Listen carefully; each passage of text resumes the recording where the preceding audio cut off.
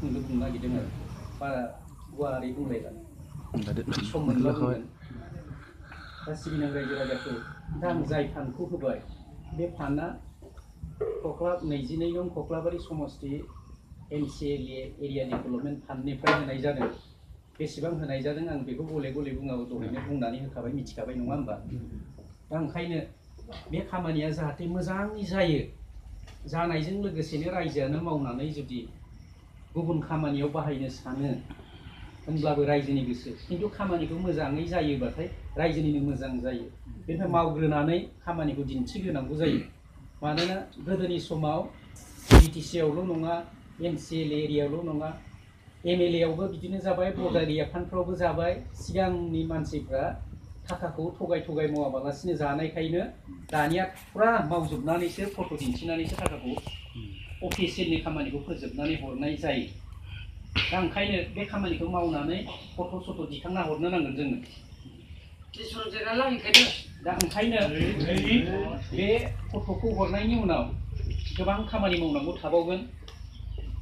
जिहेतुके plan estimate बानायनांगौ थागोन। बे प्लेन एस्टिमेट बानायनांगौआवबो रायजोनिफ्रायनो सेक्रेटारि प्रेसिडेन्टफोरखौ एबा नोंसिनिफ्राय जायखौ साबजानाय मोनो, जायफ्रा थाबाय दंखायो बिथांमोननो जाहाथे दायित्वखौ होयो।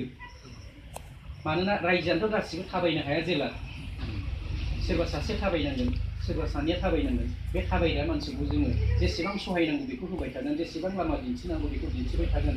आं होबाय होननाय लोगो लोगोनो रायजोफ्रा बेखौ बड'लेण्ड रायजोनिफ्राय थाखाखौ लथब मोनसिगोन बे नङा आरो। अफिसियेल माखासे खामानि मावनांगौ दं, मावख'आरि खामानि। बे खामानिफ्रा सिगां जोङो लिरनानै हरगोन BDO अफिसाव प्लेन एस्टिमेट बानायनो थाखाय कागज लिरना हरगोन। बेखौ लिरनानै BDOनो हैनो नांगोन। बेनिफ्राय बेखौ PTC आव लांनो नांगोन। खिन्थु रायजोआनो थोंजों लांनोबो हायो, ओमफ्राय अफिसियेलि नैबे BDO अफिसजोंबो फथायनो हायो। खिन्थु अफिसियेलि भाबै जुदि फथायो होनबा बिराद गोबावसिन जायो। ओमफ्राय हेन्ड टु हेन्ड जुदि गावनो गाव लांनानै मावबाय थायो होनबा खामानिया थाब दावगायो। थाब दावगायोबा रायजोआ जेरैबायदि खामानिखौ थाब मावफुंनानै फैसाखौ मोननो लुबैयो, बियो जानानै फैयो।